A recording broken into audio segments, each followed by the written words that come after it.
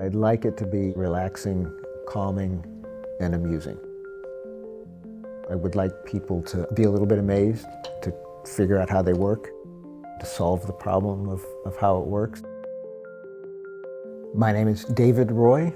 I'm a kinetic sculptor. I've been doing it for in excess of 40 years. Roy's kinetic sculptures are a mesmerizing feat of artistry and engineering. A single wind can provide hours of entertainment. Some of them create tension, but some of them are just something you can sit like you would watch a fire and just get lost in the flames. And he's made a lot of them over the years. The different designs, there's over 300, and the number of pieces, because I make editions, is 7,000, something like that. Each one of Roy's pieces is entirely mechanically driven. No motors, no electronics. And his degree in physics comes in handy when explaining how they work. You start with an energy source. I use a constant force spring now. I initially started with a weight drive. Each is controlled by what's called an escapement mechanism, a device that releases energy incrementally. It's similar to what you might find inside a clock. So the mechanism initially is locked so that the weight can't fall, the spring can't unwind. When that mechanism is unlocked, it releases a bit of energy, which in turn moves a second device, often a rotating wheel. That device creates motion, but it also retriggers the escapement, releasing a bit more energy and restarting the cycle. And that's the essence of an escapement. Controlled release of energy that's self-sustaining until it runs out of energy and you have to wind it up. And nothing is perpetual. About that last thing. There is a large group of people who say, is it perpetual motion?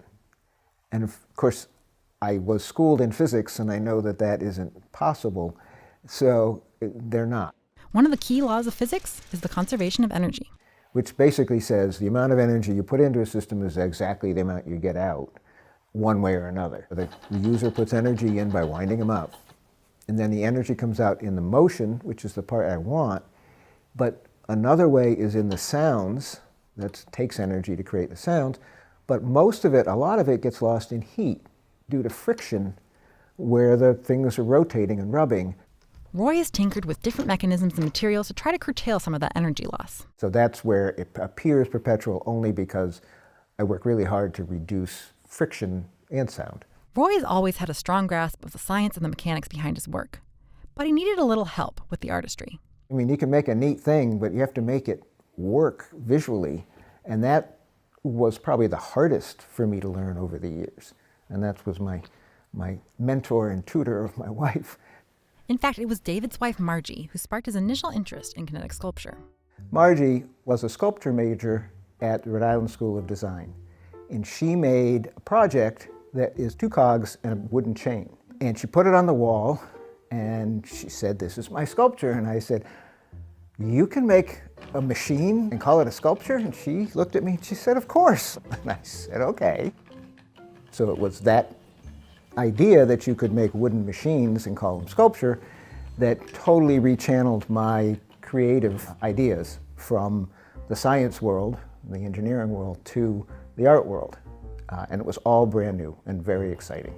And what started as a hobby quickly became a full-fledged business. Most people, and I have to admit, I didn't think it was a long-term thing.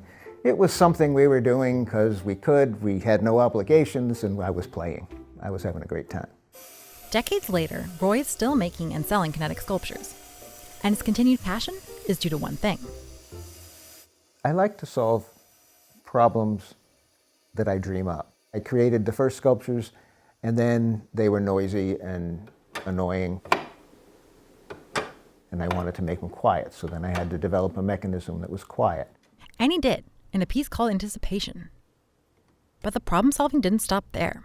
Getting longer run times has been one of the challenges that I enjoy.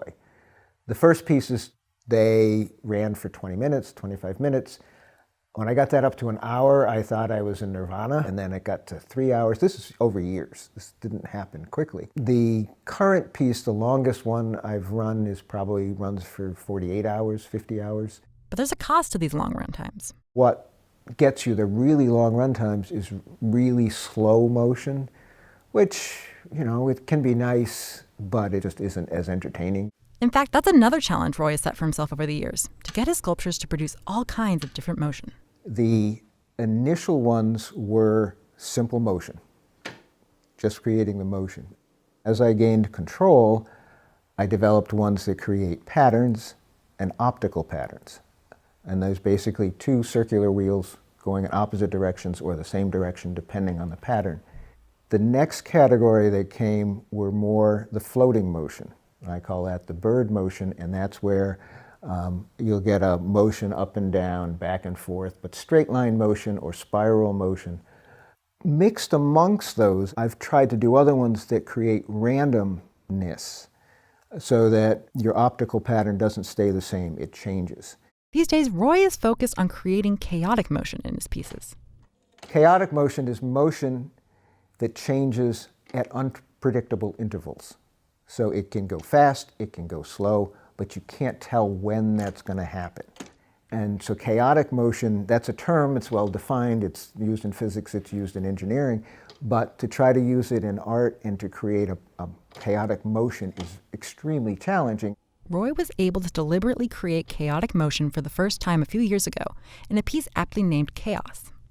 And I'm working in other ones now, trying to use what I learned from that and to push the envelope. Well, what can I do next? Building one of these sculptures can be a slow and complicated process. The initial designs float around in my head, so there's a lot of daydreaming, a lot of thinking. Next, Roy sketches out his designs on a computer. I draw in Illustrator and I animate, usually in Adobe After Effects. Animating the piece before building it helps Roy understand what the sculpture's patterns will look like. There's also another program, it's called Working Model. I use it to calculate the center of mass of complicated arrangements of parts. That calculation is critical to getting the balance right so that the sculpture moves in the intended way. The trouble with the program is it doesn't exist anymore. At least it doesn't for Mac.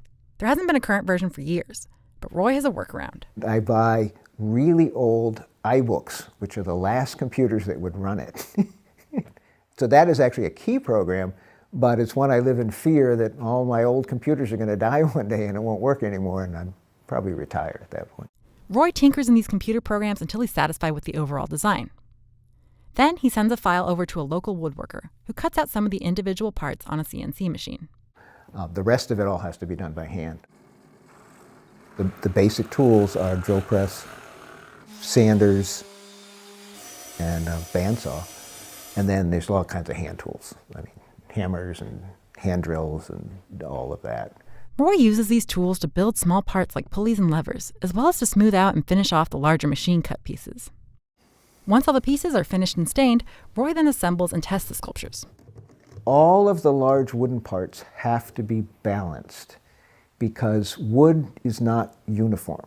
I have developed techniques that I use tiny little brass weights that are embedded in the back to get things to balance. The assembly probably is where I spend most time, and then also very important is testing. So I have large walls, I put up the sculptures, and I leave them running for days. And I want to get all the bugs out before a customer gets it. So testing is also a big part of the assembly and making process. One of Roy's new sculptures is in this phase of production. He's been using tape and small brass weights to tinker with the balance.